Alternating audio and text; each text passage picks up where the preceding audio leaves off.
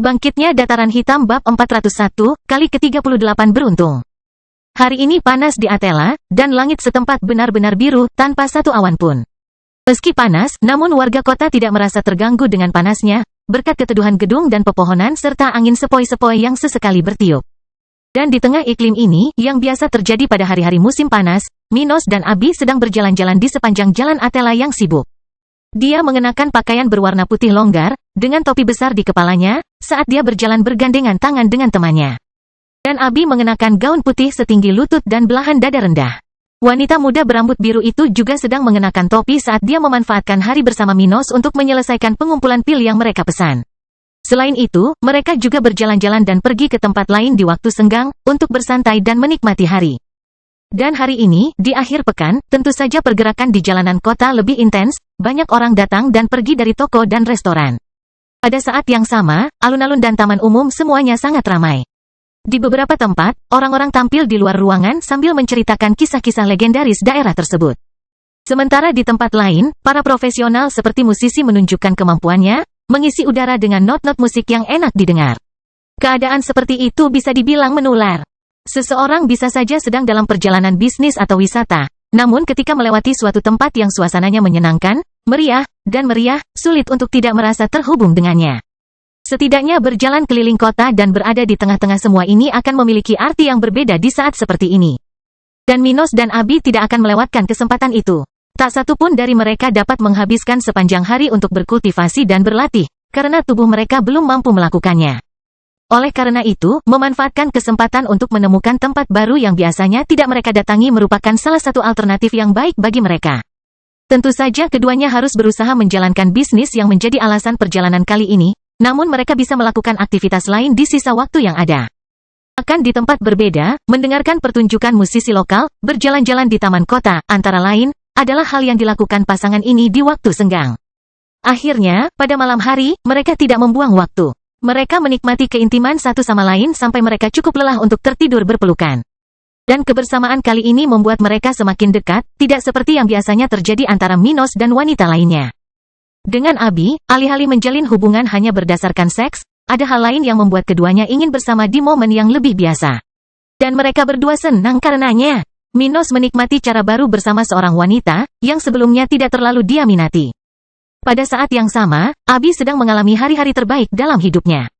Dia tidak hanya merasakan sisi terang dari gairah, tapi dia merasakan sensasi unik setiap kali dia melihat cara Minos memandangnya.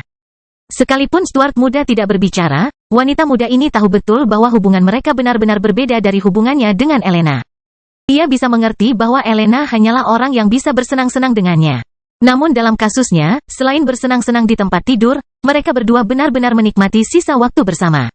Dan melihat perbedaan ini membuat hari-hari remaja putri ini jauh lebih baik. Tidak apa-apa bagi Minos untuk bersenang-senang dengan orang lain sesekali, asalkan dia kembali padanya.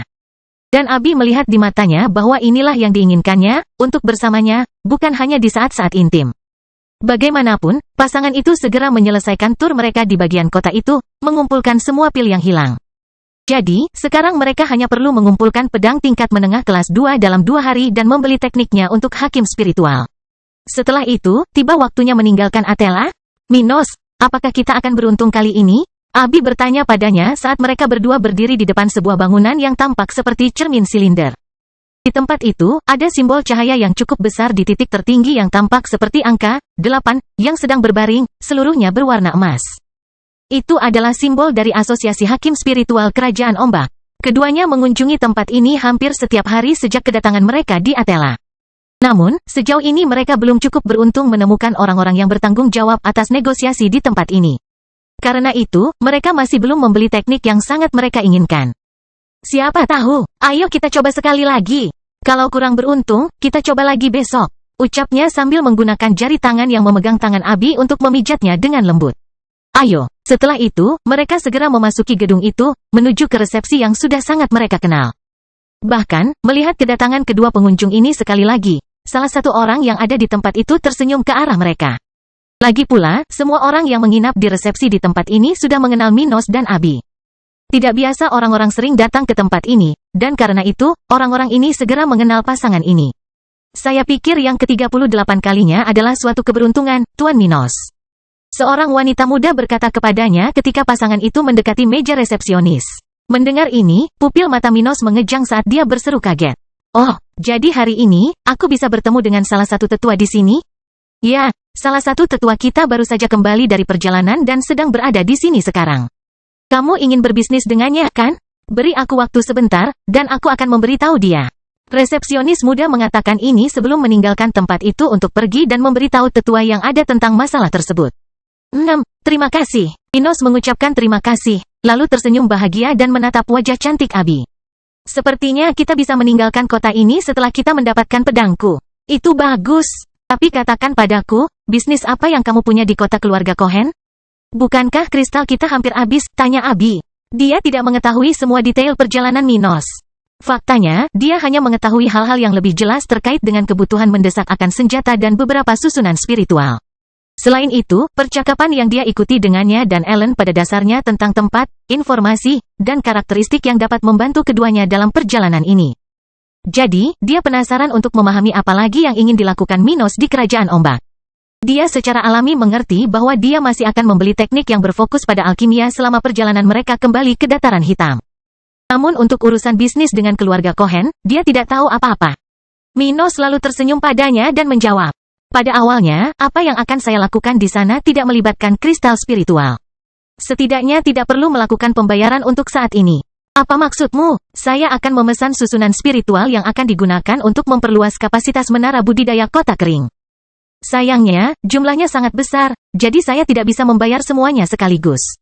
Jadi, aku akan memesannya, dan keluarga Cohen secara bertahap akan mengirimnya ke Dataran Hitam sementara aku mengumpulkan kristal itu bersama keluarga Nash. Setelah mendengar penjelasan Minos, Abi menganggukkan kepalanya, menandakan bahwa dia mengerti, dan berkata, kalau begitu, itu saja. Tapi tidak bisakah kamu melakukan itu melalui toko di kota kering itu? Mengapa bepergian ke kota ini? Ini karena saya bermaksud menarik beberapa profesional ke kota kering. Tapi untuk melakukan itu, saya harus berbicara sendiri dengan orang-orang ini, karena lebih sulit mendapatkan kesepakatan seperti ini melalui pihak ketiga. Dan di kota keluarga Cohen, saya tidak perlu bersembunyi sebanyak yang harus saya lakukan di tempat lain.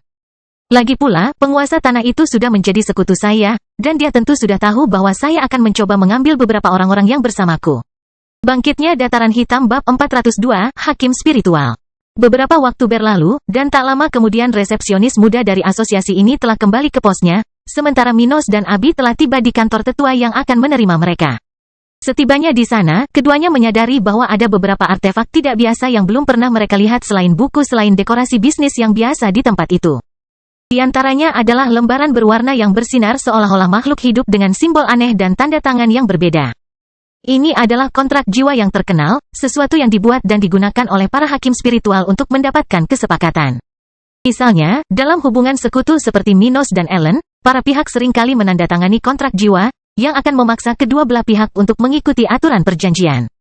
Lagi pula, di dunia spiritual yang berbahaya, pengkhianatan bisa terjadi bahkan di keluarga terbaik sekalipun. Adapun fungsi dari perjanjian ini, demi kesederhanaan, ini menghubungkan jiwa para pihak untuk sementara waktu ke dalam artefak unik, kontrak. Setelah itu, hakim spiritual akan mengesahkan syarat-syarat perjanjian berdasarkan aturan hukum alam sehingga tercipta ikatan antara kedua belah pihak. Hal seperti itu ibarat tanda air pada jiwa orang-orang yang terlibat dalam kontrak, yang akan mempengaruhi mereka untuk mengikuti aturan-aturan perjanjian. Mencegah seseorang untuk dengan sengaja melanggar kontrak. Di satu sisi, melihat ini sebagai pembatasan yang mencegah sesuatu terjadi tidaklah salah. Misalnya, Minos dan Ellen telah menandatangani kontrak seperti itu ketika pemuda ini melakukan perjalanan ke Pulau Batu. Sebelumnya, hal seperti itu tidak dapat dilakukan, karena tidak ada seorang pun di kota kering yang dapat memvalidasinya. Namun hal itu telah diselesaikan sebelum kelompok Minos meninggalkan Pulau Batu sebelum negosiasi mereka dimulai. Dan kesepakatan semacam itu pada dasarnya mencegah baik penguasa muda Dataran Hitam maupun wanita muda dari keluarga Nash melakukan hal-hal yang merugikan satu sama lain dan dengan sengaja melanggar.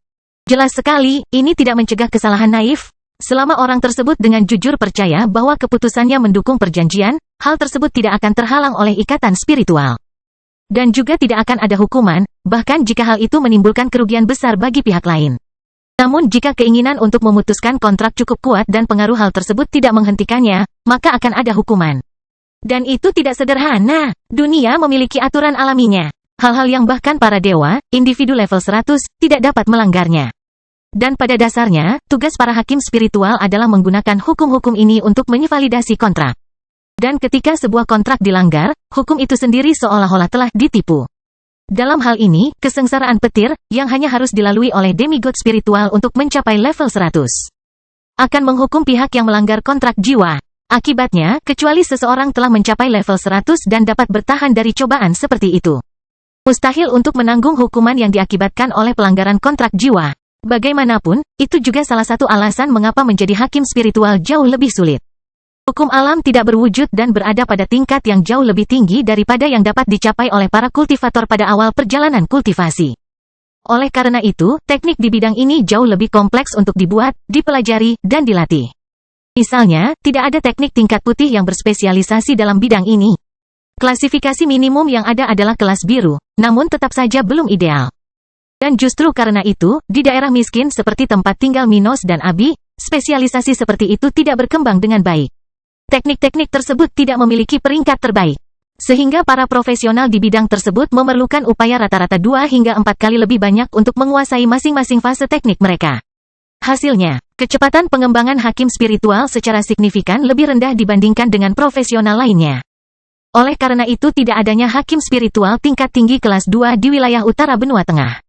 Bagaimanapun, setelah Minos dan Abi tiba di kantor itu dan mengamati sekeliling, tak lama kemudian seorang lelaki tua muncul di sana.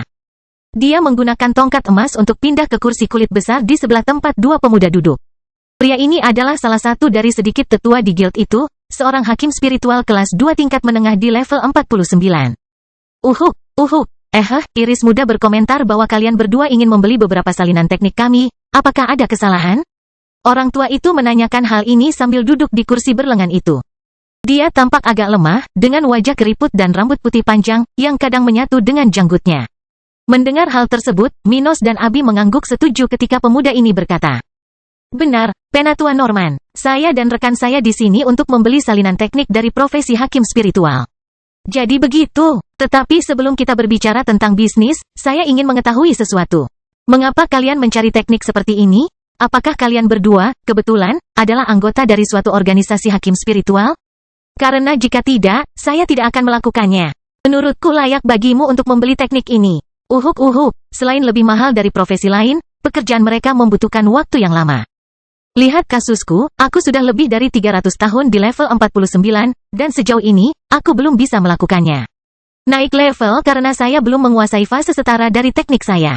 Harus dikatakan bahwa Penatua Norman memiliki bakat hitam dan dapat naik ke level 50 dengan mudah. Tapi dia tidak melakukan hal seperti itu agar tidak kehilangan manfaat yang didapat dari kenaikan level untuk tekniknya masing-masing. Setelah Norman selesai berbicara, Minos mulai memberitahu lelaki tua itu alasannya. Kita tahu bahwa profesi hakim spiritual adalah salah satu yang tersulit di dunia spiritual. Tapi organisasi tempat kita berada memiliki ambisi untuk mandiri. Kami akan melakukan segala yang mungkin dan tidak mungkin untuk memenuhi ambisi kami. Mengenai jumlah yang dibutuhkan untuk perjanjian ini, kami tentu sudah siap untuk membayarnya. Oh, menarik, tidak banyak kekuatan yang mau melakukan hal seperti itu. Dia berkomentar pada saat yang sama dengan sedikit senyum di wajahnya. Menurut dia, memiliki lebih banyak hakim spiritual bukanlah hal yang buruk. Lagi pula, dia sendiri hampir tidak punya waktu untuk datang ke asosiasi karena banyaknya kontrak jiwa yang terus-menerus dia validasi. Dan jika pihak lain memahami kelemahan profesi ini, bersedia membayar harga tinggi, dan tetap membantu meningkatkan pasokan hakim spiritual di wilayah tersebut, maka dia tidak punya alasan untuk mencoba mengubah pikiran pihak lain. Hanya ada manfaat baginya di sini. Batuk. Oke, mari kita bicara tentang bisnis. Seperti yang mungkin Anda ketahui, wilayah kami menuntut teknik berkualitas lebih tinggi. Oleh karena itu, asosiasi kami memiliki teknik tingkat biru dan hitam dalam proporsi yang berbeda dibandingkan yang ditemukan di wilayah lain. Kami memiliki sekitar 40 jenis teknik tingkat biru dan 20 teknik tingkat hitam yang berbeda. Mengenai harga, kami mengenakan biaya 15.000 kristal tingkat rendah untuk setiap salinan tingkat biru dan 700 kristal tingkat menengah untuk setiap tingkat hitam. Dia kemudian menggaruk janggut putih besarnya sejenak dan bertanya pada Minos dan Abi. Jadi, berapa yang kamu inginkan? Mendengar hal itu, Stuart muda berhenti sejenak untuk memikirkannya. Saya masih memiliki sekitar 1 juta kristal tingkat rendah dan lebih dari 23.000 kristal tingkat menengah. Setelah berpikir sejenak, akhirnya dia menjawab. Saya ingin 40 salinan berbeda dari teknik tingkat biru dan 10 salinan berbeda dari teknik tingkat hitam. Segera setelah mengatakan ini, Stuart muda melemparkan 2 tas berisi kristal yang diperlukan untuk melakukan pembelian ini ke meja itu. Bangkitnya Dataran Hitam bab 403, realitas profesi ini. Setelah Minos membayar 50 teknik tersebut, lelaki tua itu segera memeriksa isi kedua tas tersebut lalu meninggalkan ruangan itu untuk mengambil barang yang dibeli oleh pemuda tersebut. Itu adalah pembelian istimewa, sesuatu yang biasanya tidak dilihat lelaki tua ini di sekitar sini. Namun, selain sedikit rasa ingin tahu untuk mengetahui dari mana asal Minos, lelaki tua ini tidak terlalu mempermasalahkannya. Meskipun hanya sedikit orang yang membeli salinan teknik dari spesialisasi ini dan kesepakatan Minos sangat bagus, para profesional di bidang ini umumnya memperoleh penghasilan yang sangat baik. Lagi pula, selain sedikit, mereka juga terlibat dalam urusan yang luas, seperti perundingan dagang. Akibatnya, seperti halnya para ahli racun, pelayanan hakim spiritual tidaklah murah. Sebaliknya, profesi ini bahkan dapat dianggap sebagai salah satu profesi spiritual termahal. Orang-orang ini harus berlatih dan berkultivasi lebih lama daripada para petani biasa. Oleh karena itu, biaya layanan mereka sebanding dengan tingkat upaya mereka. Jadi, tidak bisa dipungkiri kalau harganya akan mahal. Dan oleh karena itu, secara umum, profesional ini tidak akan digunakan dalam situasi yang lebih rutin, seperti misalnya kasus bawahan suatu keluarga, atau tentara dari organisasi tertentu. Seseorang tidak dapat membuat ribuan kontrak dengan cepat karena sedikitnya hakim spiritual dan tingkat kultivasi mereka yang lebih rendah.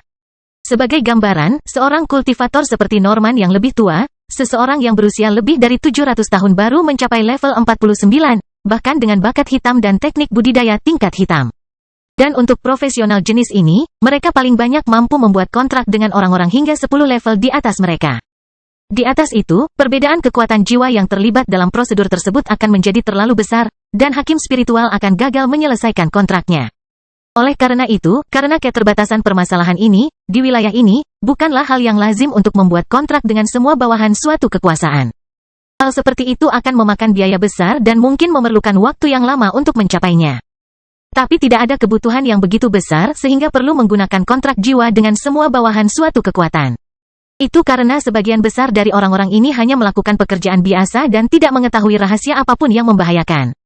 Oleh karena itu, secara umum, investasi semacam itu tidak ada gunanya. Namun, di sisi lain, selain kasus-kasus yang berkaitan dengan kerja paksa, hal yang umum terlihat di wilayah utara benua tengah adalah individu-individu yang secara spontan memasuki keluarga, sekte, organisasi. Dan mungkin saja ada mata-mata yang mencoba menyusup ke organisasi atau situasi seperti itu. Namun sekali lagi, biasanya orang-orang biasa yang berkuasa tidak memiliki akses terhadap informasi penting. Adapun bagi mereka yang dapat memiliki akses tersebut, niscaya mereka akan menandatangani perjanjian untuk menghindari kebocoran informasi dan masalah lainnya. Sebagai ilustrasi, pikirkan kasus Lee dan Allison serta prajurit Black Plain Army lainnya. Bagi para prajurit lainnya, mereka hanya tahu sedikit lebih banyak dibandingkan penduduk kota kering lainnya.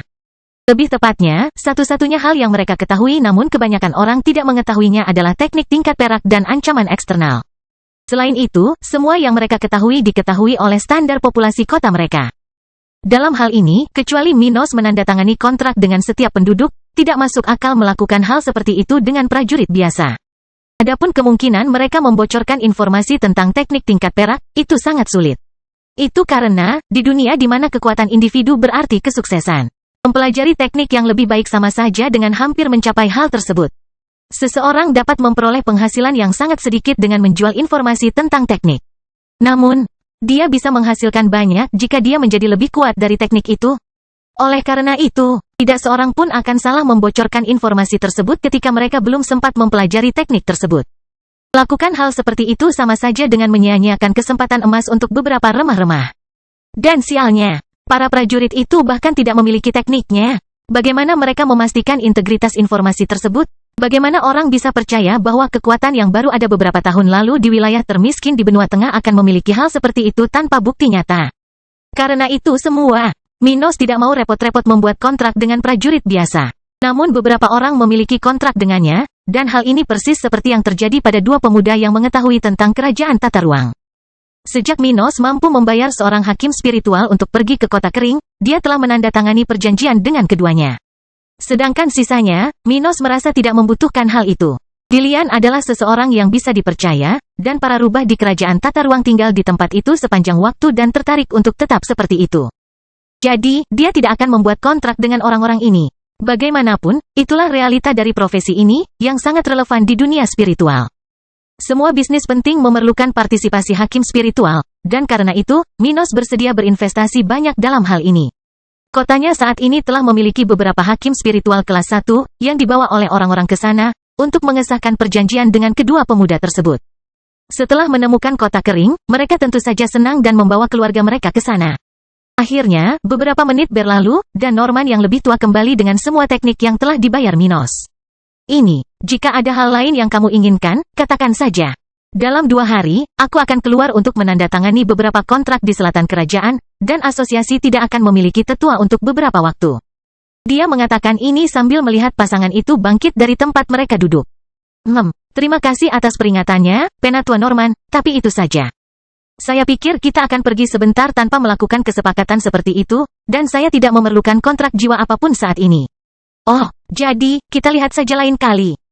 Sampai jumpa lagi, selamat bersenang-senang. Setelah itu, pasangan itu segera meninggalkan gedung itu, menuju tempat di mana mereka akan bersantai sambil mendengarkan musik dan makan. Sekarang, hanya ada satu hal yang menahan mereka di kota ini, tapi mau bagaimana lagi? Alhasil, mereka akan menikmati suasana menyenangkan Athela saat beristirahat untuk sesi latihan berikutnya di menara budidaya setempat. Maka, hari-hari yang tersisa dari tenggat waktu yang diberikan oleh pandai besi itu pun berakhir. Sudah waktunya bagi Stuart muda untuk menerima pedang tingkat menengah kelas 2 miliknya. Dan segera setelah hari dimulai, pasangan itu sudah mempersiapkan diri dengan baik untuk meninggalkan Athela setelah Minos mendapatkan pedang itu. Mereka akan melanjutkan perjalanan ke timur dari Athela selama kurang lebih 10 hari hingga mereka mencapai kota bernama Wilbuk, yang merupakan rumah bagi markas besar keluarga Cohen. Di tempat ini, dua pemuda tersebut akan melakukan negosiasi mengenai pembelian Black Plains di masa depan dengan keluarga tersebut dan mencoba menarik lebih banyak profesional ke kota mereka. Selain itu, tidak banyak lagi yang bisa mereka berdua lakukan di tempat itu, dan Minos tidak menyangka akan berada di sana selama dia berada di sini di Athela. Dalam sekejap mata, kita sudah melakukan perjalanan selama hampir 5 bulan. Aku penasaran bagaimana kota keringnya? Apakah ada masalah? Populasi pengangguran di kota perairan mungkin sudah menyelesaikan migrasi mereka ke kota saya. Dan ada tentara-tentara. Eda pasti hampir mencapai level 50 sekarang, dan pelatihannya pasti membuahkan banyak hasil. Minos memikirkan semuanya, menyadari bahwa perjalanannya sudah berakhir. Perjalanannya masih panjang, dan mungkin perlu waktu sekitar 4 bulan untuk sampai ke kota kering. Tapi mau tak mau dia memikirkan wilayahnya. Dia telah berinvestasi begitu banyak di tempat itu dan menyaksikannya tumbuh dari sesuatu yang tidak berguna menjadi tempat tinggal yang akan diperjuangkan oleh siapapun yang memiliki kekuasaan. Oleh karena itu, ia merasakan perasaan khusus terhadap daerah tersebut dan selalu memikirkan tempat itu ketika bepergian ke luar negeri. Akhirnya, pasangan itu segera sampai di depan sebuah properti dengan tembok besar dan tinggi, yang bertuliskan nama, Rumah Senjata. Bangkitnya Dataran Hitam bab 404 meninggalkan Athela. Setelah pasangan itu memasuki properti itu, keduanya dengan cepat menuju ke tungku besar yang digunakan oleh pemilik tempat ini. Pandai besi kelas 2 tingkat menengah yang sebelumnya pernah ditemui Minos. Mereka berdua tidak berniat melakukan pembelian baru di tempat ini atau mencoba memikat para pandai besi dari tempat ini ke kota kering, jadi mereka langsung menemui pria ini tanpa membuang waktu. Sesampainya di tempat tersebut, keduanya menemukan bahwa seorang pria berotot besar dan berkulit kecoklatan telah selesai memalu suatu benda tertentu yang masih berwarna jingga akibat suhu yang tinggi. Pandai besi kemudian dengan cepat menggunakan benda yang tampak seperti pinset besar untuk memindahkan benda tersebut, meletakkannya di permukaan yang dingin. Setelah melakukan hal ini, sejumlah besar uap air dihasilkan bersamaan dengan hilangnya panas di alam. Aku akan membiarkanmu istirahat sebentar. Pria itu bergumam pelan sambil menggunakan lengan kanannya untuk mengeringkan keringat di keningnya. Oh, kalian berdua datang lebih awal ya? Jelas sekali. Pria ini telah merasakan fluktuasi energi Minos dan Abi saat keduanya mendekatinya saat dia sedang menyelesaikan bagian penempaan item itu dari sebelumnya. Hehe, kami akan segera meninggalkan kota ini, jadi kami datang lebih awal. Minos berkomentar dengan senyuman tulus sambil menahan antisipasinya untuk menerima senjatanya. Minos bisa saja mewarisi banyak pengalaman melalui peninggalan Henricus Longus, namun hal itu tidak menghilangkan individualitas pemuda ini. Dan sungguh sulit bagi penguasa muda Dataran Hitam untuk tidak berhasrat mendapatkan senjata yang sudah ia idam-idamkan selama sekitar 6 bulan. Sejak dia membunuh raja spiritual dari markas keluarga Chamber, Minos merasa terbatas karena dia tidak bisa menampilkan kekuatan penuhnya. Lagi pula, dia mungkin punya banyak sumber daya. Tapi dia tidak bisa terus-terusan merusak senjata level rendah kelas 2, seolah-olah benda ini murah atau biasa. Jadi, Minos selama ini berlatih dan bertarung hanya dengan sebagian dari kekuatannya. Dan tentu saja itu tidak menyenangkan. Itu membuat frustrasi, dan setiap kali dia harus bertarung menggunakan senjata tingkat rendah kelas 2, dia akan mengingat kekesalan itu seolah-olah itu adalah kenangan akan kesalahan atau penghinaan. Dan karena itu semua, Stuart muda sangat menantikan untuk akhirnya bisa memegang senjata yang akan membawanya ke tingkat yang lebih tinggi. Lalu, apakah sudah siap? Minos bertanya sambil meraih salah satu tangan Abi dan menatap penuh harap ke arah pria di depannya. Melihat ekspresi Minos, pandai besi tua ini hanya bisa tersenyum sesaat. Orang tua ini sudah terbiasa melihat orang-orang memiliki reaksi yang sama seperti Minos, karena dia sudah menyaksikan hal seperti itu puluhan kali. Faktanya, sudah menjadi standar bagi para kultivator untuk merasa sangat percaya diri dan puas setelah mendapatkan item dengan rating lebih tinggi. Tidak jarang beberapa lelaki tua yang berkuasa bahkan mengadakan jamuan makan untuk memperingati dan memamerkan hal-hal seperti itu. Hahaha, tentu saja, anak muda. Aku sudah selesai menempahnya kemarin sore. Mau merasakan bagaimana rasanya di tanganmu? Tentu saja. Setelah mengucapkan kata-kata ini satu sama lain, lelaki tua itu menarik pedang sepanjang sekitar 130 cm dari cincin spasialnya. Senjata itu mempunyai penampilan yang sangat mulia dan seolah-olah memiliki kesombongan tersendiri, seolah-olah merupakan sesuatu yang dibuat untuk menjadi terkenal. Itu dimulai dengan bilahnya yang sepenuhnya berwarna emas, yang memiliki tanda merah kecil di permukaannya, yang membuat benda ini sangat indah untuk dilihat. Akhirnya, pelindung silang dan gagang pedang digabungkan, membentuk sesuatu yang menyerupai akar, yang membentang dari bilah hingga gagang, yang merupakan simbol dataran hitam. Bagaimanapun, Minos segera menerima pedangnya dari pria itu dan mulai membuat beberapa gerakan dengannya, mencoba mengetahui perilaku pedang itu. Pedang ini dapat meningkatkan kekuatan serangan yang dilancarkan penggunanya sekitar 32%. Minos berpikir dalam hati, setelah melancarkan serangan satu kali sambil memegang pedang baru ini.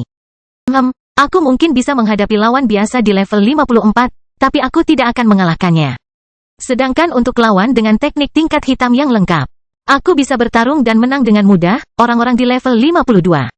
Sedangkan untuk bangsawan level 53, akan lebih sulit melawan lawan seperti itu dibandingkan melawan orang biasa berlevel 54. Dia bergumam dengan suara rendah, menyadari betapa kuatnya serangannya saat ini. Dan tidak butuh waktu lama bagi Minos untuk menyelesaikan sesi ujiannya. Dia tidak menggunakan banyak energi spiritualnya dalam ujian ini, karena dia hanya melepaskan satu serangan. Sedangkan untuk gerakan lainnya, dia hanya menggunakan kekuatannya untuk memegang pedangnya. Oleh karena itu, dia tidak kehabisan tenaga, seperti yang terjadi pada ujian yang diusulkan oleh pandai besi itu. Sepertinya kamu benar-benar menjadi lebih kuat dengan pedang ini, ya? Abi berkomentar padanya, dengan senyum indah di wajahnya. Jadi, anak muda, apakah pedang itu pilihanmu? Mendengar ini, Stuart muda mengangguk setuju, dengan ekspresi puas di wajahnya. Bagus sekali, hehe. Bagus, hehe. Kamu mungkin membutuhkan pedang tingkat tinggi kelas 2 sebelum aku mencapai level 56, jadi aku ingin memberimu petunjuk.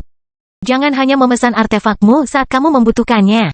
Bahkan untuk senjata yang baru saja kamu terima ini, menurutku kamu beruntung mendapatkannya.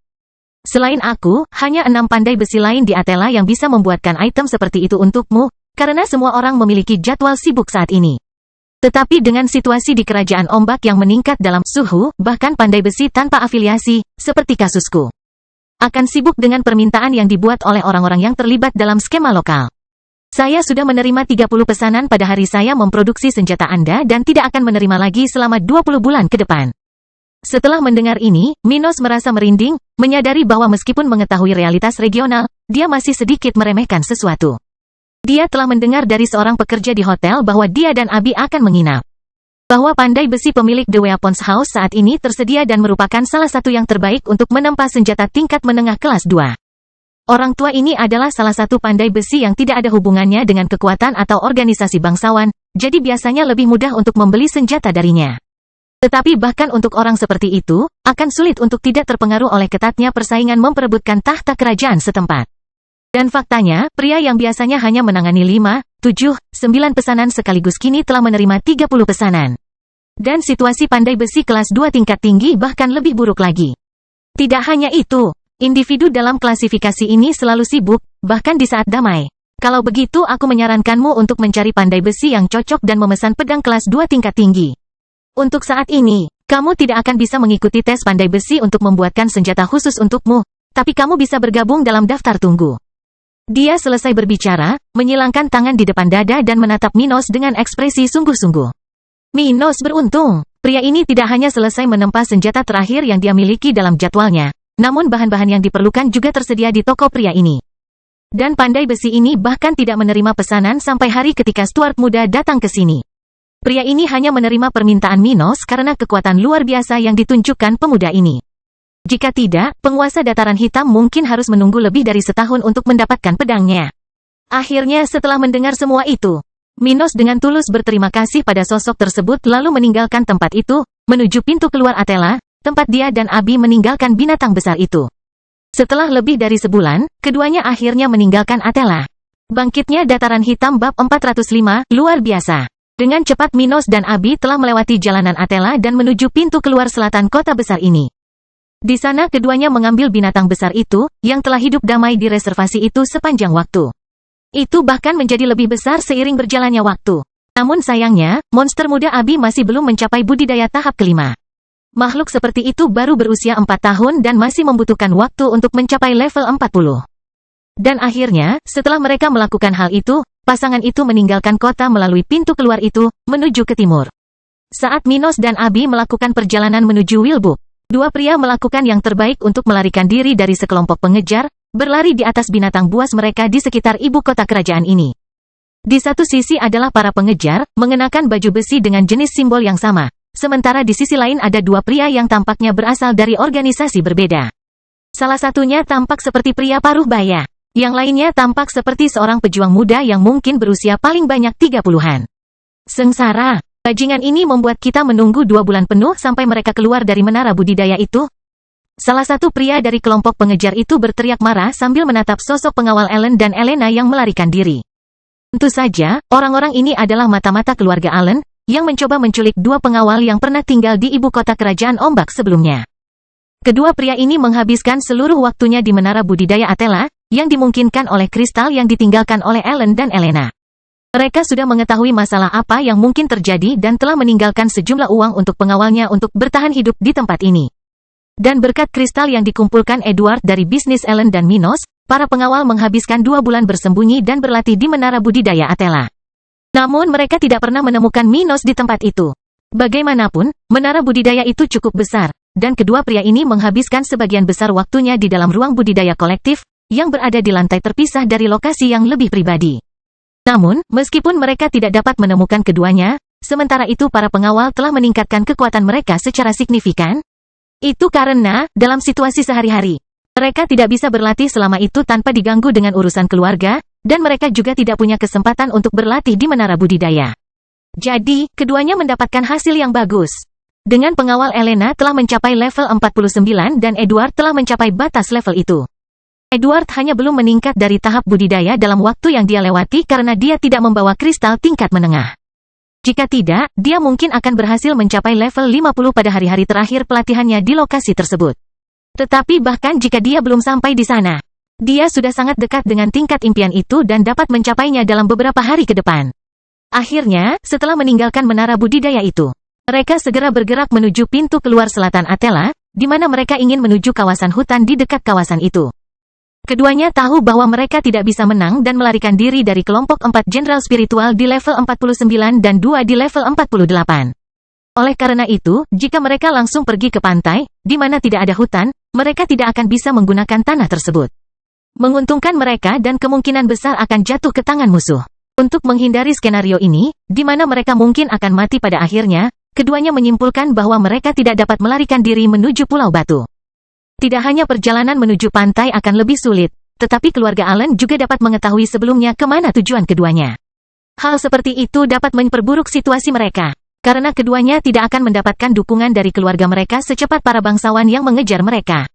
Tapi jika mereka memanfaatkan banyak hutan di selatan kerajaan ombak, mereka bisa mempunyai peluang. Lagi pula, di tempat-tempat ini, binatang spiritual yang kuat dan banyak bahaya mengintai. Mereka bahkan bisa mati karena bahaya-bahaya ini. Namun orang-orang yang putus asa melakukan apa yang memberi mereka kemungkinan terbesar dan bukan apa yang aman. Mereka bisa saja mati, begitu pula para pengejarnya. Daripada menyerah secara damai pada kematian yang pasti, keduanya malah menempatkan diri mereka dalam bahaya. Berharap kelompok musuh akan menerima lebih banyak kerusakan daripada mereka. Bagaimanapun, itulah rencana keduanya, bertahan dalam perjalanan melalui area berbahaya kerajaan ombak dan, siapa tahu, kembali ke rumah setelah melarikan diri dari kelompok musuh. Edward, ayo kita pergi ke daerah pegunungan. Ada di tenggara dari sini. Tempat itu paling dekat dengan tempat kita berada. Dan mungkin kita punya cukup waktu bagimu untuk mencapai level 50. Pria parubaya yang mengikuti sisi Edward, berlari melewati ladang di wilayah itu, mengatakan hal ini dengan serius.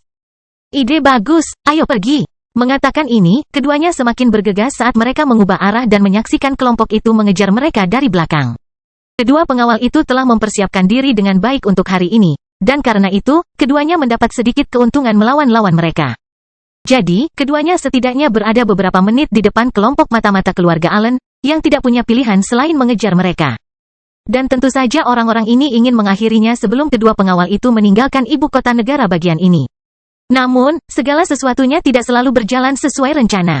Dengan itu, untuk saat ini, keenam orang itu hanya bisa mengejar para pengawal itu sambil perlahan-lahan mendekati kedua pria itu. Bajingan-bajingan ini, aku tidak sabar untuk menyiksa mereka.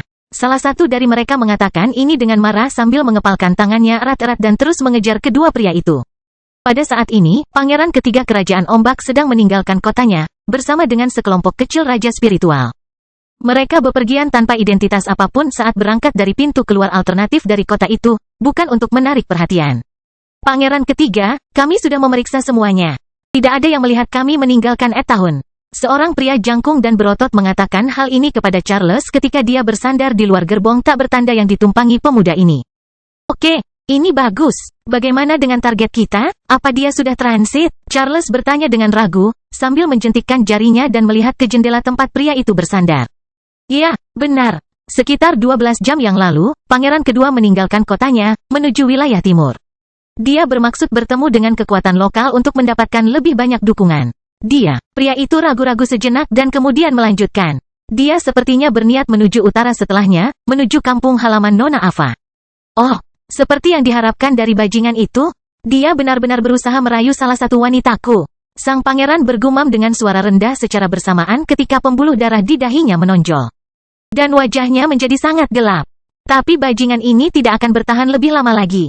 Charles memikirkannya, mengamati pemandangan di sekitarnya semakin tertinggal saat malam perlahan menyelimuti langit wilayah itu. Berapa hari yang kita perlukan untuk menghubunginya? Dia bertanya pada salah satu pria yang berjalan di sampingnya di gerbong itu. Sekitar 20 hari, pangeran. Pria yang terlihat berusia akhir 40-an itu menjawabnya tanpa mengubah ekspresinya, sedikitpun. Dan kekuatan apa yang dimiliki saudaraku? 3 raja spiritual menemani pangeran kedua. Yang terkuat ada di level 53 dan yang terlemah di level 51. Sedangkan untuk jenderal spiritual, ada 20 orang, antara level 48 dan 49. Tapi yakinlah, mustahil baginya untuk membela diri melawan kelompok kita. Selama mereka tidak bersembunyi di dalam kota besar, kita dapat dengan mudah menghancurkan mereka. Pria itu selesai berbicara, tidak mengungkapkan banyak emosi. Dia sudah berada di level 54, dan 4 temannya yang lain dalam perjalanan ini semuanya adalah raja spiritual, antara level 50 dan 52. Jadi, pria ini tidak peduli dengan hasil misi mereka. Bagus sekali. Setelah itu, kelompok ini dengan cepat menghilang di cakrawala tahun. Bangkitnya dataran hitam bab 406, Wilbook. 10 hari telah berlalu, Minos dan Abi telah tiba di Wilbook. Selama ini, keduanya melakukan perjalanan diam-diam dari Atela ke wilayah yang didominasi oleh keluarga Cohen. Dan selain berhenti untuk beristirahat dan berlatih, keduanya tidak melakukan hal penting lainnya. Tidak banyak wilayah alami di wilayah tengah utara kerajaan ombak di mana makhluk spiritual perkasa dapat ditemukan. Bahkan ada beberapa hutan kecil, tetapi didominasi oleh binatang buas di bawah tahap budidaya kelima, yang tidak memberikan tantangan bagi pasangan tersebut. Dan itu adalah hal biasa. Bagaimanapun, ini adalah wilayah terpadat di kerajaan ombak, bagian dari negara ini hampir seluruhnya didominasi oleh kekuatan manusia. Oleh karena itu, sedikitnya cagar alam yang tersisa di bagian ini hanya berfungsi sebagai kawasan perburuan, di mana masyarakat awam dapat memperoleh barang-barang asal hewan. Akhirnya, setelah Minos meninggalkan wilayah yang dikuasai langsung oleh keluarga kerajaan, dia memasuki wilayah keluarga Cohen. Tempat ini memiliki sekitar 30% luas dataran hitam dan sebuah kota besar yang telah berpenduduk lebih dari 1 juta jiwa. Selain Wilbook, ada 15 kota lain di wilayah keluarga Cohen yang total berpenduduk lebih dari 8 juta jiwa. Dan Minos berkesempatan untuk mengunjungi beberapa tempat tersebut bersama Abi, karena sangat terkejut dengan perkembangan wilayah ini. Bertentangan dengan apa yang bisa dilihat di wilayah keluarga bangsawan daerah lainnya, wilayah yang diperintah oleh kota Wilbook ini tidak sepenuhnya bergantung pada tempat ini. Di wilayah utara benua tengah, dalam banyak kasus, layanan terbaik ada di kota-kota terbesar. Sebaliknya, yang lain hanya tinggal remah-remah saja. Namun di wilayah keluarga Cohen ini, setiap kota memiliki populasi di atas 400.000 dan memiliki layanan dari semua profesi. Itu sungguh mengagumkan. Di beberapa tempat yang dilewati Minos, terdapat perkebunan yang membentang puluhan kilometer. Sebaliknya, di negara lain, terdapat kehadiran sektor pertambangan yang signifikan. Ini adalah wilayah dengan beberapa aktivitas berbeda, yang menunjukkan kepedulian pemerintah setempat dalam mendiversifikasi perekonomian. Tapi itu tidak terlalu unik. Faktanya, jenis manajemen ini tersebar luas di kalangan pedagang, seperti keluarga Miller, yang mengikuti model yang sama di wilayah mereka, menurut Abi. Dan itu masuk akal, lagi pula. Siapa yang lebih tahu tentang investasi dibandingkan para pedagang besar di daerah? Kekuatan seperti itu terbiasa mendapatkan penghasilan dengan menjual produk orang lain. Jadi wajar saja jika mereka mengembangkan cara yang lebih baik untuk menginvestasikan keuntungan mereka. Dengan demikian, organisasi-organisasi semacam ini dapat mengurangi ketergantungan pada sarana eksternal dan mengambil langkah maju menuju otonomi. Artinya, siapa yang tahu tentang hari esok? Anda mungkin baik-baik saja sekarang, tetapi kemudian sebuah masalah menimpa Anda, dan segalanya berubah. Dan karena hal semacam ini, kekuatan ekonomi besar telah mengembangkan cara mereka berinvestasi untuk menjamin masa depan. Seorang ahli pernah berkata bahwa orang yang cerdas membelanjakan lebih sedikit daripada penghasilannya. Namun, di sisi lain, orang yang brilian akan memasukkan kristalnya ke dalam sesuatu yang akan menjamin penghidupannya meskipun sumber pendapatan utamanya sudah tidak ada lagi. Buatlah kristal itu bekerja untukmu, dan karena itu, kekuatan ekonomi dulunya merupakan yang terbaik dalam pengelolaan publik di dunia spiritual. Bagaimanapun, setelah melewati wilayah keluarga Cohen yang tertata rapi, Minos dan Abi sudah melihat sedikit Wilbook, tempat mereka tiba hari ini, di awal malam. Tempat ini memiliki para ahli dari semua bidang dan bahkan beberapa individu kelas 2 tingkat menengah dari 3 profesi spiritual teratas. Tapi tidak ada guild dengan kepentingan regional yang besar, seperti yang Minos temui dalam perjalanan ke Atela. Namun kota ini memiliki pilihan yang bagus dan dapat dianggap sebagai tempat tinggal yang menyenangkan. Di sini terdapat banyak bisnis yang berkaitan dengan profesi non-spiritual, tempat mempekerjakan tentara bayaran, 3 akademi spiritual, menara budidaya, dan masih banyak lagi. Itu bukanlah tempat dengan peluang luar biasa seperti kota kering. Tetap saja, itu jauh lebih baik daripada apa yang bisa ditemukan di banyak kota yang Minos kenal. Misalnya kasus kota maritim. Lokasi ini mengenakan pajak tahunan yang tidak proporsional kepada warganya, mengingat tidak ada layanan yang layak di sana. Dan banyak kota yang dikenal Minos di kerajaan Cromwell, sebagian besar menderita masalah yang sama. Bagaimanapun, setelah tinggal di tempat yang cocok di kota ini, keduanya menghabiskan sisa malam itu untuk bersantai dan menyelesaikan urusan pribadi mereka di tempat tidur. Minos mempunyai urusan yang harus dilakukan di tempat setempat. Namun hal itu baru dapat diselesaikan keesokan harinya ketika saat yang tepat baginya dan Abi untuk mengunjungi keluarga Cohen dan juga ketika layanan lokal dibuka. Berurusan dengan keluarga Cohen seharusnya tidak menjadi masalah dan kemungkinan besar akan terselesaikan hanya dalam 1 hari. Namun hal yang memerlukan waktu lebih lama adalah niat kedua Minos, yaitu menarik tenaga profesional ke kotanya. Kali ini dia tidak tertarik untuk mendapatkan spesialis kelas 1 biasa. Tidak, sekarang hal seperti itu tidak begitu menarik baginya dan apa yang Minos inginkan adalah menarik individu-individu kelas 2 berlevel rendah itu. Kota Kering sudah memiliki beberapa klasifikasi dari 3 profesi spiritual teratas. Tapi jumlah orang di tempat itu sangat sedikit, dan penguasa dataran hitam ingin mengubahnya. Dia tidak mengincar penjinak binatang buas atau hakim spiritual, karena area seperti itu hampir tidak diminati di Kota Kering. Namun untuk profesi-profesi lain, meskipun bagi sebagian orang saat ini kurang menarik baginya untuk mengkhawatirkan hal tersebut, tetap ada baiknya berinvestasi di masing-masing bidang tersebut. Mereka bisa berkembang di kotanya, dan tak lama lagi, ketika dataran hitam terbuka bagi dunia, sudah ada semua layanan yang diperlukan untuk menarik penduduk baru. Sedikit demi sedikit fajar menyingsing, kota Wilbook diselimuti kabut tebal, yang pada titik-titik tertentu sudah bercampur dengan asap dari beberapa cerobong asap. Di kota ini terdapat banyak bangunan, namun kebanyakan bangunan berada di bawah 3 lantai, jadi cerobong asap sangat umum ditemukan di sekitar sini. Banyak orang memasak di rumah, dan saat sarapan, mereka tidak hanya menyiapkan makanan pertama mereka pada hari itu, namun banyak pula yang sudah menyiapkan makan siangnya juga. Lagi pula, orang biasa yang harus bekerja lebih dari 10 jam sehari tidak punya waktu pulang untuk makan siang, juga tidak punya kristal untuk dimakan di restoran. Oleh karena itu, memasak lebih dari 1 kali makan di pagi hari adalah hal yang sangat umum di Wilbook. Dan di tengah tipikal pagi hari di kawasan ini, di sebuah gedung 8 lantai di bagian selatan kota, 2 orang pemuda sedang mandi di salah satu apartemen gedung ini. Ada kamar mandi dengan area fungsional yang luas di tempat itu, di mana terdapat semua barang-barang penting yang dimiliki tempat seperti ini. Di antara yang menonjol adalah bak mandi dan area pancuran, yang bahkan dapat menampung 6 orang secara bersamaan. Dan di sana, Abi dan Minos sedang mencuci tubuh satu sama lain. Dengan spons besar di tangan mereka, berisi produk berbusa. Tubuh Abi yang menakjubkan sudah tertutup busa, sementara payudara indahnya terus bergetar, membiarkan sebagian busa mengalir ke tubuhnya. Di saat yang sama, Minos berada di belakang wanita muda ini, membasuh punggungnya dan dengan lembut membelai salah satu payudaranya dari waktu ke waktu. Mereka baru saja menyelesaikan aktivitas pagi, dan baru saja membersihkan diri sehingga akhirnya bisa keluar untuk urusan bisnis. Dan meskipun mereka berdua mungkin terus melakukan hal itu di kamar mandi, mereka tidak ingin menunda urusan mereka di kota ini. Karena itu, keduanya tidak butuh waktu lama dan segera selesai mandi dan mulai berpakaian. Apa yang akan kita lakukan pertama kali? Abi bertanya pada Minos sambil membantunya mengancingkan kemejanya. Mari kita coba mencari Lance tua, atau cucunya, Todd, untuk membicarakan bisnis. Bangkitnya dataran hitam bab 407, terima kasih kakek. Tidak butuh waktu lama, Minos dan Abi sudah sampai di depan properti keluarga Cohen di bagian utara Wilbuk. Sesampainya di tempat itu, keduanya bisa melihat area luas yang dikelilingi pagar besi berisi lambang keluarga tersebut. Dan tepat di belakang sekat properti dengan trotoar itu, banyak terdapat pepohonan yang sangat mirip dengan pohon pinus, menutupi seluruh bagian dalam tempat ini. Faktanya, hanya dari gerbang utama tempat ini orang bisa melihat sekilas apa yang ada di area itu. Tapi meski begitu, itu tidak seberapa. Ketika mereka sampai di depan pintu masuk utama, mereka bisa melihat dua menara pengawas di sisi dalam dan jalan membentuk huruf T terbuat dari batu persegi kecil, dengan banyak pohon di sisinya. Tempat seperti itu sepertinya cukup tertutup, dan warga biasa tidak diperbolehkan masuk ke tempat itu. Asalnya, meskipun keluarga Cohen adalah penguasa lokal, tidak seperti yang terjadi di kota kering, di Wilbuk, administrasi publik dipisahkan dari jabatan utama organisasi ini. Oleh karena itu, tempat yang biasa dikunjungi masyarakat umum untuk membicarakan hal-hal yang berkaitan dengan masyarakat setempat adalah di sebuah bangunan khusus di tengah kota. Adapun kekuatan keluarga ini dan anggota utama, mereka tinggal dan bekerja di markas besar, properti yang ada di depan pasangan ini, saat ini.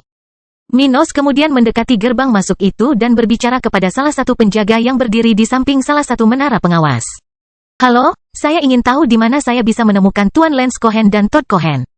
Bisakah Anda memberitahu saya? Setelah mendengar ini, penjaga yang diajak bicara Minos memandang ke arah jalan dan memperhatikan kedua pemuda yang berdiri di dekat gerbang sejenak. Dia di level 44, dan dia di level 43. Ya, Tuan Todd baru di level 41, dan dia baru saja mulai mengembangkan bisnisnya. Jadi keduanya mungkin ada di sini untuk itu. Dia berpikir sejenak sebelum memutuskan apakah layak berbicara dengan orang-orang ini. Setiap hari orang-orang berdatangan untuk mencari informasi tentang para bangsawan keluarga Cohen. Bahkan terkadang ada beberapa pemuda yang berusaha menarik perhatian para wanita cantik dari organisasi ini. Karena itu, para penjaga keluarga ini sudah lelah harus mengusir orang seperti ini dari tempat ini. Akibatnya, para penjaga yang tinggal di menara pengawas di pintu masuk utama markas keluarga ini sangat berhati-hati untuk menghindari situasi seperti itu. Dia kemudian berjalan dari tempatnya berada ke sisi gerbang dan berkata, Tuan Lance tidak ada di kota. Dia baru-baru ini pergi untuk urusan bisnis. Sedangkan Todd, saya harus melihat apakah dia akan menerima Anda. Jadi, apa identitas Anda? Dan apa tujuan Anda bertemu dengannya? Kami di sini untuk berbisnis, dan mengenai identitas kami, yang di sebelah saya adalah Abi, dan nama saya Minos. Beritahu Todd, saya orang yang membuat kesepakatan dengan kakeknya sekitar 1,5 tahun yang lalu. Minos tidak mau menyebutkan identitas pastinya karena orang ini hanyalah bawahan keluarga Cohen, yang mungkin tidak mengetahui urusan organisasi ini dengan dataran hitam. Dan jika dia tidak mengetahui realitas wilayah ini saat ini, maka lebih baik tetap seperti itu. Meskipun kemungkinannya kecil untuk merusak wilayah Minos. Dia tidak akan berbicara secara terbuka tentang dirinya jika tidak diperlukan. Dan hal yang sama juga terjadi pada Abi. Tidak ada keuntungan bagi Minos menggunakan nama keluarga Miller, karena dia tidak memerlukan bantuan organisasi tersebut. Selain itu, permasalahan yang terkait dengan kekuasaan tersebut mungkin lebih besar daripada manfaatnya. Bagaimanapun juga, semua keluarga bangsawan regional yang besar ini mempunyai sejarah yang panjang, yang bisa menjadi baik atau buruk dalam situasi tertentu. Dan Minos tidak ingin dirugikan oleh urusan orang lain, sama seperti dia tidak ingin berhutang apapun pada siapapun. Bagaimanapun, setelah mendengar apa yang dikatakan Minos, penjaga itu segera pergi untuk menyelesaikan masalah ini, meninggalkan pasangan itu di luar properti itu, menunggu dengan sabar. Saat mereka menunggu penjaga kembali, Abi tiba-tiba teringat sesuatu dan bertanya pada pasangannya. Minos, kamu bilang kamu akan mencoba membeli obat tingkat raja. Apa menurutmu kita akan mendapatkannya dari Guild Alkimia yang akan kita tuju setelah kota ini? Meski merupakan barang berharga, pasti ada pilihan di tempat itu. Lagi pula, Guild Alkimia terbesar terletak di kota itu. Dia berkomentar dengan ekspresi percaya diri. Menemukan obat tingkat raja, seperti obat tingkat prajurit yang dia dan Ruth dapatkan di puncak kabut, akan sulit dilakukan di bagian utara benua tengah ini. Namun, membeli buah dari salah satu obat ini bukanlah hal yang mustahil. Lagi pula, pil dengan klasifikasi tingkat menengah tingkat 2, dan pil tingkat tinggi tingkat 2. Jauh lebih mudah ditemukan di wilayah ini dibandingkan senjata spiritual dengan kategori yang sama. Tentu saja, tidak ada persediaan pil sebanyak itu yang melimpah sehingga para alkemis memiliki persediaan pil sebanyak itu, tetapi jumlahnya cukup bagi siapa saja yang ingin membelinya. Dan kecuali pil terobosan untuk budidaya tahap ke-7, yang membutuhkan setidaknya seorang alkemis di level 59 untuk memproduksinya, semua pil lain di bawah peringkat tersebut ditemukan secara regional. Dan karena pil dari kedua klasifikasi ini memiliki persyaratan minimum setidaknya obat tingkat raja, hal ini menunjukkan bahwa tidak terlalu sulit untuk mendapatkan sumber daya seperti itu. Obat-obatan ini hanya membutuhkan waktu 1000 tahun untuk tumbuh dan matang sepenuhnya. Sementara keluarga-keluarga di daerah telah menjinakkan banyak obat-obatan ini dan berproduksi secara teratur selama ribuan tahun. Terlepas dari semua itu, Minos merasa selama dia memiliki kristal tersebut, dan dia memilikinya, kemampuan menukarkan barang seperti itu hanyalah masalah waktu saja. Dia memiliki harapan besar untuk menyelesaikan masalahnya di sana karena wilayah yang akan dia dan Abi lewati setelah meninggalkan wilayah keluarga Cohen adalah salah satu wilayah terbaik untuk. Mungkin tidak mudah baginya untuk kembali ke dataran hitam dengan obat ini, karena banyak alkemis yang sudah melakukan pemesanan secara teratur. Tapi meski dia harus menunggu 1 atau 2 tahun, itu tetap sepadan baginya. Kita lihat saja apa yang terjadi, tapi menurutku kita bisa memesan salah satunya. Komentar Minos saat dia melihat penjaga kembali dari dalam properti itu. Tolong temani aku ke kediaman Todd. Dia akan segera menyambutmu. Pria itu mengatakan itu sebelum akhirnya membukakan gerbang masuknya Minos dan Abi. Setelah itu, tidak lama kemudian mereka telah melintasi lebih dari separuh properti itu dan mencapai tempat di mana Todd telah menunggu mereka. Todd merasa kagum pada Minos setelah melihat pemuda yang ditemuinya selama turnamen spiritual berjalan bersama seorang wanita cantik berambut biru. Saat aku bertemu dengannya, Minos berada di level yang sama denganku. Tapi sekarang, dia telah sepenuhnya melewatiku dan sudah berada di level 44.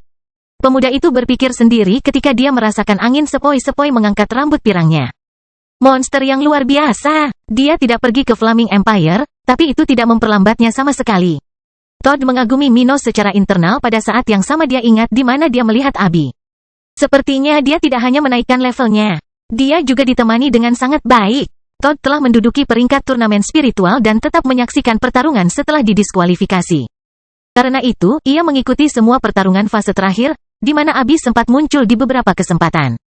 Jadi, dia bisa mengenali teman Minos yang cantik ini, yang tidak hanya cantik tetapi juga kekuatannya meningkat pada tingkat yang mengkhawatirkan.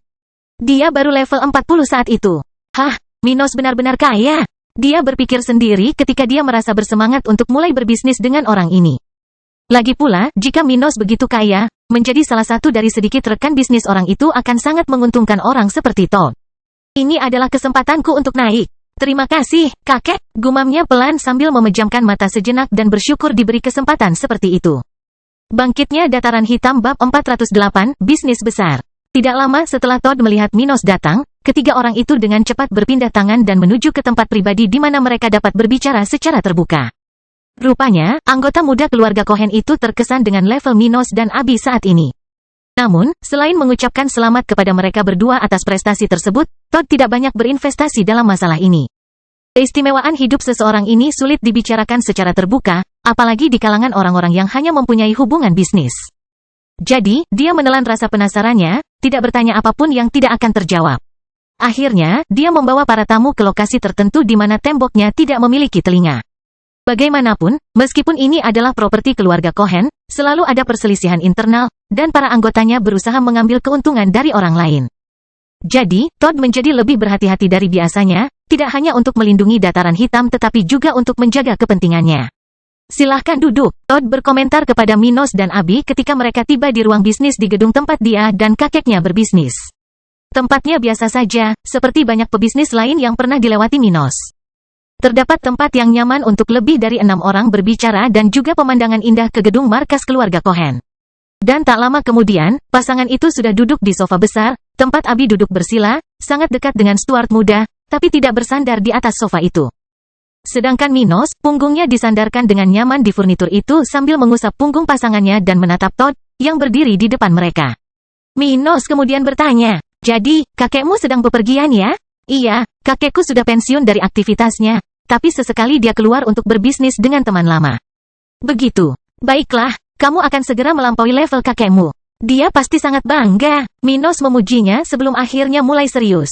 "Tapi bagaimanapun juga, saya datang ke sini bukan untuk membicarakan hal ini.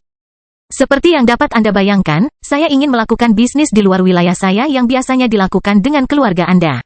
Mendengar hal tersebut, Todd tersenyum tipis, dengan cara yang halus, tanpa kehilangan etika. "Saya mengerti. Dan apa sebenarnya yang kita bicarakan?" "Sebagian besar susunan spiritual.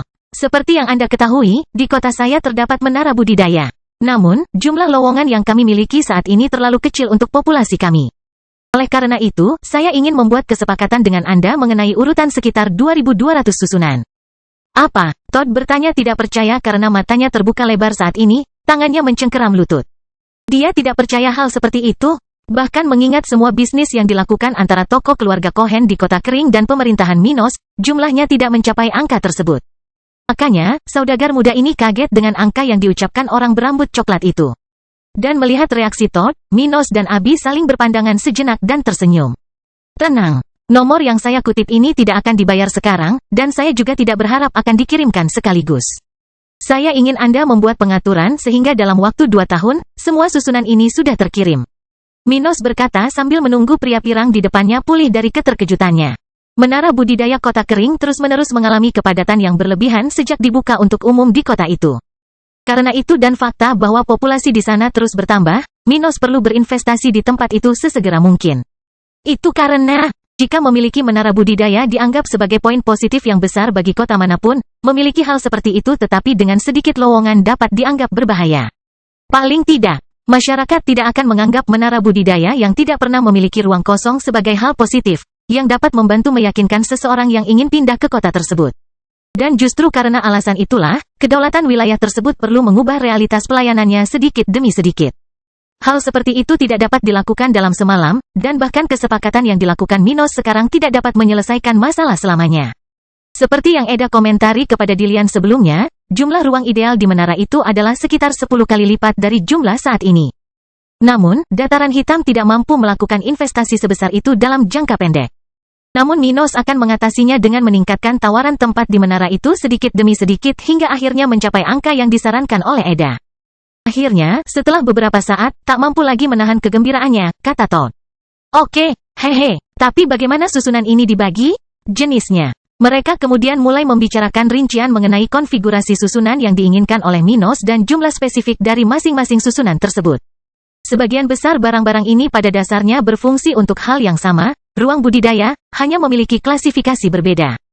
Namun, ada beberapa susunan berbeda yang berkaitan dengan aktivitas lain yang tidak ada hubungannya dengan urusan menara budidaya di kota itu.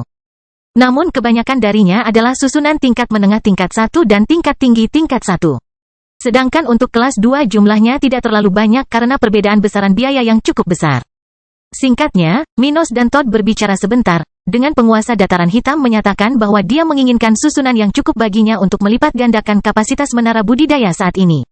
Dan ini sudah mewakili jumlah susunan yang paling signifikan dalam perjanjian ini, melebihi 2.000 untuk tujuan ini saja. Benda seperti itu akan menelan biaya lebih dari 20 juta kristal tingkat rendah dan 500.000 kristal tingkat menengah. Adapun pembayarannya, Minos tidak dapat membayarnya di muka. Karena dia tidak memiliki kristal ini. Apa yang telah disepakati adalah bahwa dataran hitam akan membayar jumlah tersebut setiap bulan selama 2 tahun ke depan. Awalnya, mereka akan membayar 4 bulan pertama di muka, dan baru setelah bulan kelima mereka mulai menerima susunannya. Itu tidak hanya berfungsi untuk memastikan bahwa keluarga Cohen tidak ditipu oleh Minos, tetapi juga untuk memberikan waktu untuk memproduksi susunan spiritual dalam jumlah besar. Keluarga ini tidak akan mengirim bawahannya ke seluruh daratan untuk melakukan pembelian seperti itu untuk Minos, yang akan terlalu mahal. Sebaliknya, yang akan dilakukan adalah mengumpulkan sejumlah ahli susunan lokal dan memberi mereka tugas untuk memproduksi barang-barang tersebut. Hal seperti itu dapat menurunkan total biaya keluarga tersebut, sehingga meningkatkan keuntungan organisasi tersebut.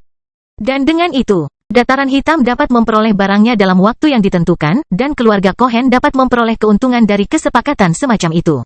Adapun para master susunan, ada banyak di wilayah yang diperintah oleh keluarga Cohen. Lagi pula, sebagian besar arai yang dipesan oleh Minos hanyalah arai kelas 1. Jadi, tidak sulit mendapatkan ahlinya.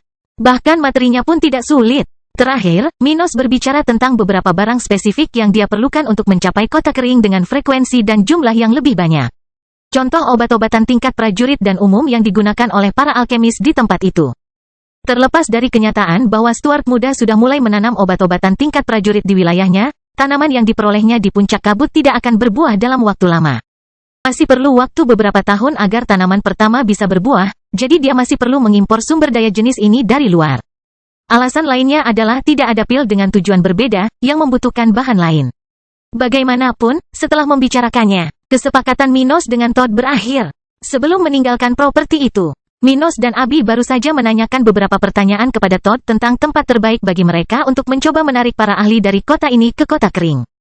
Selalu ada orang yang mencari peluang dimanapun, dan pemuda dari keluarga Cohen itu adalah seseorang yang mengetahuinya dan secara alami telah membantu sekutu-sekutu hebatnya ini. Bangkitnya Dataran Hitam bab 409, desakan yang sia-sia. Setelah meninggalkan properti keluarga Cohen, Minos dan Abi menuju ke pusat kota, di mana mereka dapat menemukan guild lokal, toko, dan asosiasi profesi spiritual. Mereka telah mengikuti nasihat Ted tentang di mana mereka tidak boleh mencoba menarik orang ke Dataran Hitam dalam keadaan apapun, serta di mana mereka akan mempunyai peluang terbaik. Meskipun setiap profesi hanya memiliki satu guild atau asosiasi di Willbook, masih banyak toko dan sekolah independen, seperti yang pernah ditangani oleh pandai besi Minos di Atela. Orang itu memiliki bengkelnya, dan semua pandai besi di tempat itu pada dasarnya adalah murid tidak langsung atau langsungnya. Dan organisasi semacam itu tersebar luas di seluruh dunia spiritual. Lagi pula, tidak semua orang ingin menjadi bagian dari organisasi terkemuka atau memiliki kekuasaan yang mulia. Beberapa orang menyukai kebebasan memilih dengan siapa mereka akan bekerja, meskipun itu berarti penghasilannya lebih rendah. Hal ini karena, dalam organisasi seperti guild, meskipun seseorang tidak berafiliasi dengan kekuasaan di balik organisasi tersebut, orang tersebut dapat diminta untuk melakukan layanan tertentu. Jika tidak, dia bisa kehilangan hak untuk menggunakan lokasi ini. Dan di organisasi yang lebih kecil, seperti pandai besi yang memproduksi pedang baru Minos, peserta magang umumnya akan bekerja dan belajar hingga mereka mencapai peringkat tertentu. Setelah itu, setiap profesional akan memiliki kebebasan untuk meninggalkan tempat tersebut dan membuat tokonya sendiri, atau bahkan terus bekerja sama dengan gurunya. Bagaimanapun, Minos menyadari semua ini, dan tak lama kemudian dia dan Abi maju ke tempat pertama di mana mereka akan mulai menyelidiki target mereka. Tempat ini terlihat seperti sebuah kotak besar, seluruhnya dibungkus dengan kaca khusus, jenis yang dapat Anda lihat dari satu sisi tetapi tidak dari sisi lainnya. Selain itu, tidak ada hal lain yang menonjol di luar gedung ini, di mana Minos dan Abi sedang menaiki tangga menuju pintu masuk utama. Asosiasi Master Arai. Minos membaca nama itu di sebuah plakat di pintu masuk tempat itu ketika dia dan rekannya akhirnya sampai di aula masuk. Di tempat itu, ada resepsi besar-besaran seperti yang diharapkan. Beberapa indikasi pada peta di tengah-tengah tempat itu, diproyeksikan oleh sebuah susunan, pada sebuah struktur yang seolah-olah mewakili bangunan tersebut. Dan melihat ini, pasangan itu segera mengerti kemana mereka harus pergi. Kali ini mereka tidak perlu bertanya, karena mereka sudah mendapat tips yang diperlukan dari Todd. Mereka harus menuju ke tempat di mana para Master Arai dari asosiasi ini menjual barang-barang mereka. Di tempat itu, menurut Todd, selalu ada segelintir orang yang mau membicarakan bisnis seperti yang ingin dilakukan Minos. Lagi pula, meskipun banyak dari orang-orang ini berafiliasi dengan organisasi di balik lokasi-lokasi ini, ada pula yang tidak. Beberapa individu memulai profesinya sebagai pekerja magang, yaitu orang-orang yang harus mencurahkan sejumlah pekerjaan atau jam per minggu untuk membayar teknik yang dipelajari, kelas, pelatihan, dan lain-lain. Dan di waktu senggang, mereka menjual barang-barang mereka untuk mendapatkan sumber daya yang dibutuhkan untuk bercocok tanam dan bertahan hidup. Namun beberapa dari mereka tidak mampu membuka tokonya, seperti kasus sang alkemis Davis, yang pergi dari Portland ke kota kering. Jadi, beberapa dari orang-orang ini menggunakan ruang yang ditawarkan oleh guild, membayar sejumlah biaya hanya untuk menggunakan lokasi penjualan. Itu adalah kenyataan yang dialami banyak profesional. Orang-orang yang biasanya membutuhkan waktu beberapa tahun untuk membiayai studi mereka dan akhirnya memiliki bisnis. Seperti sang alkemis dari kota kuning dulu. Adapun untuk memiliki toko mereka, secara umum, ini tidak akan murah, kecuali tempat itu terletak di kota kecil, seperti di kota kuning lama. Jika tidak, jika berada di kota besar seperti Portland, atau Willbook sendiri, biayanya bisa mencapai puluhan ribu kristal tingkat rendah. Dan dalam hal ini, banyak orang perlu bekerja selama bertahun-tahun untuk mencapai hal seperti itu. Namun meskipun kondisi di kota-kota besar sangat buruk, tetap ada gunanya bagi para profesional untuk fokus pada tempat-tempat seperti ini. Hal ini disebabkan karena permintaan terhadap layanan di pusat kota besar secara alami lebih besar karena jumlah sumber daya dan manusia yang lebih banyak.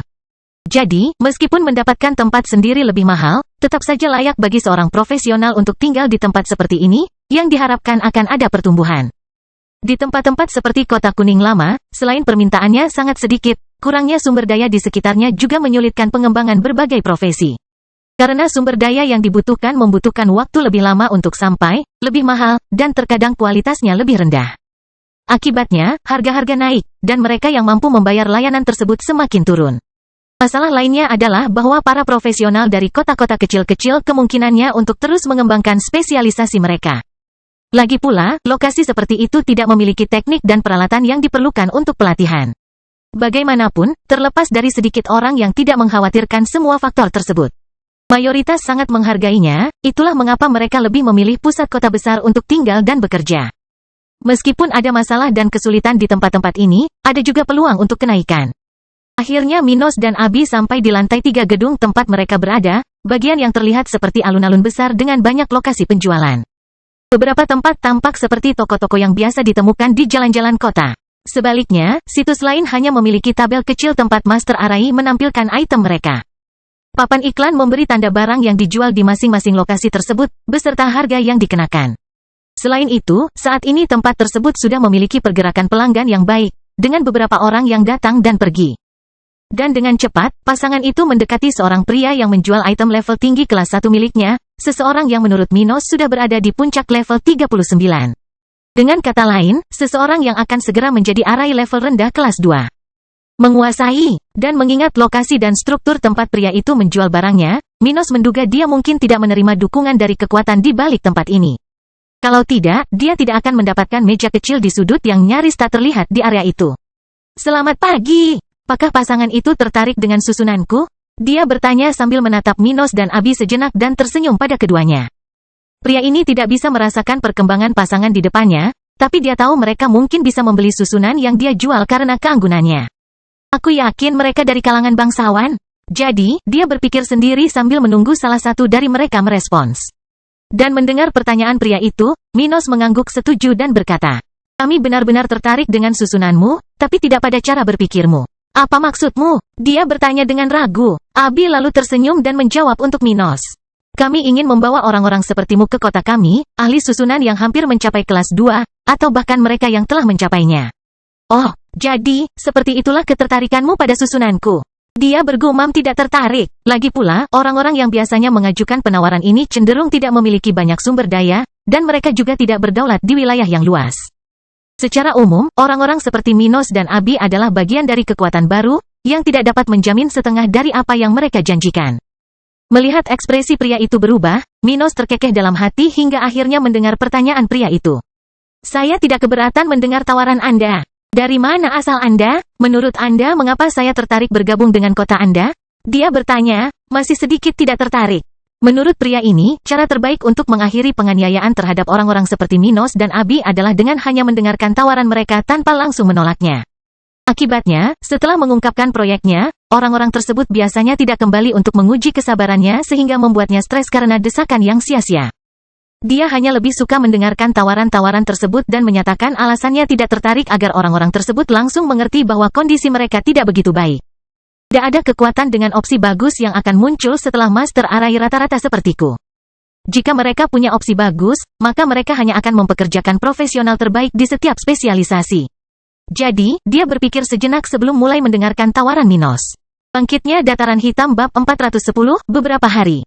Kami berasal dari wilayah di mana keterampilan Anda akan paling dihargai, dan Anda akan memiliki pasar konsumen yang besar. Di sana Anda akan memiliki peluang yang lebih baik dibandingkan di sini di Willbook, dan Anda juga akan dapat menerima dukungan dari kami, bahkan tanpa bergabung organisasi kita. Pertama-tama teknik tingkat biru tersedia bagi siapa saja yang secara rutin tinggal di kota kami. Dan jika Anda bergabung dengan organisasi kami, Anda dapat menerima lebih banyak manfaat. Minos berkomentar sambil tersenyum tulus. Dia kemudian melanjutkan, kota kami, meski tidak sebesar Willbook, sudah memiliki menara budidaya sendiri, yang menawarkan lebih dari 4.200 lowongan setiap hari, dan jumlah itu akan segera bertambah. Selain itu, kami sudah memiliki guild untuk Master Arai, di mana Anda dapat menemukannya item yang kamu perlukan untuk latihan rutinmu. Tapi jangan salah, kota kami adalah peluang bagi orang-orang seperti Anda bukan karena faktor-faktor ini, tetapi karena masyarakat umum. Kami tidak punya pengangguran. Dan bahkan warga biasa dengan talenta kulit putih mampu membeli perawatan medis dan barang-barang spiritual yang tidak dapat mereka akses di tempat lain. Dan karena daya beli masyarakat kita yang lebih besar, para profesional dengan spesialisasi apapun akan memiliki peluang bagus di wilayah kita. Dan selain semua yang kukatakan, masih banyak lagi yang mungkin menarik minatmu untuk pindah ke kotaku. Tapi ada sesuatu yang harus aku tunjukkan terlebih dahulu. Di kotaku, kamu tidak perlu mengeluarkan satu kristal pun untuk mendapatkan tempat perdagangan. Jika kamu ingin berdagang di guild lokal, kamu bisa melakukannya secara gratis, tanpa harus mengeluarkan biaya apapun. Dan ketika kamu mencapai kelas 2, kami akan memberimu pilihan untuk memiliki toko sendiri di luar guild, sepenuhnya gratis. Mengatakan semua ini, Minos berhenti sejenak ketika dia melihat wajah mencurigakan pria itu. Tampaknya dia terkesan dengan semua ini, terlebih lagi karena dia tidak mempercayai sepatah kata pun dari Stuart muda. Lagi pula, mengapa tanah dengan peluang seperti yang baru saja dia dengar perlu mencari petani level 39 di tempat lain? Sejauh yang diketahui orang ini, setiap daerah yang memiliki menara budidaya seharusnya hampir sama berkembangnya dengan kota ini. Jadi, apa yang baru saja dikatakan oleh Stuart muda itu tampak seperti sebuah kebohongan yang terang-terangan. Bahwa pemuda ini bahkan tidak bersusah payah untuk mencoba mengarangnya agar terlihat lebih realistis. Dan saat wajah pria itu menjadi gelap, Minos mengatakan sesuatu yang membuat Master Arai ini mundur selangkah dan menelan ludahnya dengan berat. Jika kamu tidak percaya padaku, aku bersedia membuat kontrak jiwa. Apa? Dia berseru kaget, menatap tidak percaya pada pasangan di depannya. Menandatangani kontrak jiwa bukanlah hal yang biasa dilakukan dalam situasi sehari-hari seperti yang dimaksud. Karena layanan ini tidak murah, dan hanya sedikit orang yang mampu menvalidasi perjanjian tersebut. Tapi tetap saja, pemuda berambut coklat, yang bahkan belum terlihat berumur 20 tahun, mengatakan hal itu pada pria ini. Apakah kamu serius? Dia menanyai Minos sambil mencoba mendapatkan kembali ketenangannya. Aku serius. Jika kamu tertarik, kita bisa menggabungkan semua poin kesepakatan dan kemudian mencari hakim spiritual kelas 1 tingkat tinggi untuk memvalidasinya. Minos berkata tanpa menunda. Meskipun layanan hakim spiritual itu mahal, itu bukanlah sesuatu yang sepenuhnya mustahil bagi Minos. Lagi pula, para profesional ini mengenakan harga yang hanya sedikit lebih tinggi daripada Arai dengan peringkat profesional yang sama. Jadi, karena hakim spiritual dapat membuat kontrak dengan orang-orang yang levelnya 10 di atas mereka. Individu level 39 dari kelas 1 tingkat tinggi dapat menvalidasi perjanjian yang akan dibuat Minos dengan orang-orang di bawah level 50. Dan itulah tepatnya kisaran budidaya dari target yang dia cari di kota ini. Dengan itu, bahkan jika dia membuat beberapa kesepakatan, itu akan sepadan. Karena itu bisa dibayar dengan kristal tingkat rendah, sesuatu yang dimiliki Minos dalam jumlah besar. Pada saat yang sama, dengan membuat kesepakatan semacam ini, Stuart muda mungkin memiliki tingkat keberhasilan yang lebih tinggi dibandingkan sebelumnya di Portland. Dia pasti bisa mendapatkan lebih dari satu orang kali ini. Akhirnya, ketika mendengar kepastian bahwa Minos tidak bercanda, pria itu berhenti sejenak dan memandang pasangan di depannya sambil berpikir. Yah, jika kamu menandatangani kontrak denganku, menjamin semua ini, maka aku yakin kamu serius. Saya tidak berpikir ada orang yang akan mencoba bunuh diri dengan menarik hukuman untuk hal seperti itu, bukan? Dia bertanya-tanya. Jika janji yang dibuat dalam kontrak jiwa tidak dapat dipenuhi, satu-satunya nasib orang yang menjanjikan hal seperti itu adalah kematian. Dan jika janji tersebut dapat diwujudkan, cepat atau lambat hal tersebut akan terjadi karena mustahil untuk lepas dari pengaruh hukum yang terlibat dalam pengaturan tersebut. Yah, jika kamu ingin menandatangani kontrak denganku, aku tidak keberatan pindah ke wilayahmu. Ngomong-ngomong, kamu tidak mengatakan di mana letaknya, kata Master Arai, tepat setelah dia mengambil keputusan tentang masalah ini. Mendengar itu, Abi menjawab, kami tidak akan mengatakan di mana wilayah kami sampai Anda menandatangani kontrak. Itu karena kami akan memasang klausul yang melarang Anda membicarakan lokasi atau nama wilayah tersebut dengan orang yang tidak mengetahui subjeknya. Tetapi setelah kami menandatangani kontrak, kami akan membicarakannya. Itu, apakah mereka harus sejelas itu? Tapi menurutku itu tidak masalah. Jika mereka akan menandatangani kontrak yang menjanjikan semua hal itu, maka lokasi atau nama tempat ini tidak menjadi masalah. Dia berpikir sejenak, menyadari bahwa tidak ada relevansinya mengetahui lebih banyak tentang tempat ini. Oke, jadi mari kita bahas poin-poin utama perjanjian ini. Usai ucapannya, ketiganya langsung membahas isi kontrak, termasuk durasi kontrak, ruang lingkup kewenangan masing-masing pihak, apa saja yang boleh dan tidak boleh, serta janji-janji Minos. Minos dan Abi telah mendaftarkan semua milik mereka di Kota Kering untuk meyakinkan pria ini bahwa wilayah yang mereka wakili memiliki banyak peluang. Di sisi lain, mereka berdebat seperti apa hubungan Master Arai ini dengan organisasi mereka. Pria ini ingin mempertahankan kebebasannya, dan itulah yang dijamin oleh perjanjian mereka. Sebagai imbalan untuk pergi ke wilayah Minos, dia dapat bertindak bebas dan masih menerima dukungan dalam pembelian materi, tempat pelatihan gratis, dan teknik tingkat biru. Dan hal itu akan mulai berlaku dalam 6 bulan ketika pria ini harus melakukan perjalanan ke kota Minos. Bagaimanapun, ada banyak rincian dalam kesepakatan mereka, dan setelah berbicara selama beberapa jam, ketiganya meminta jasa hakim spiritual. Dan bagi Minos, saat ini ia tidak menghadapi banyak kendala dalam mencapainya karena jumlah tenaga profesional pada spesialisasi dan klasifikasi tersebut tidak sedikit. Hanya ada sedikit hakim spiritual kelas 2 di utara benua tengah. Meski begitu, jumlah individu yang menjalani profesi tersebut tidak sedikit jika dibandingkan dengan profesi kelas 1. Oleh karena itu, mereka hanya perlu menunggu 5 hari hingga profesional tersebut dapat menvalidasi perjanjian mereka. Sementara itu, Minos ingin membuat perjanjian yang sama dengan profesional lokal lainnya, yang mendekati klasifikasi level rendah kelas 2, di level 39. Selain itu, ia juga ingin mendapatkan setidaknya 3 profesional level 48, yang hampir mencapai klasifikasi tingkat menengah kelas 2. Orang-orang ini akan sangat penting bagi perkembangan Kota Kering di tahun-tahun mendatang, jadi Minos ingin menyelesaikan masalah ini sekaligus di kota ini. Dan dia tidak membutuhkan orang-orang dengan pangkat seperti itu dari banyak profesi. Itu akan cukup untuk wilayahnya selama mereka adalah individu dari 3 spesialisasi utama. Maka, beberapa hari berlalu di Wilbu,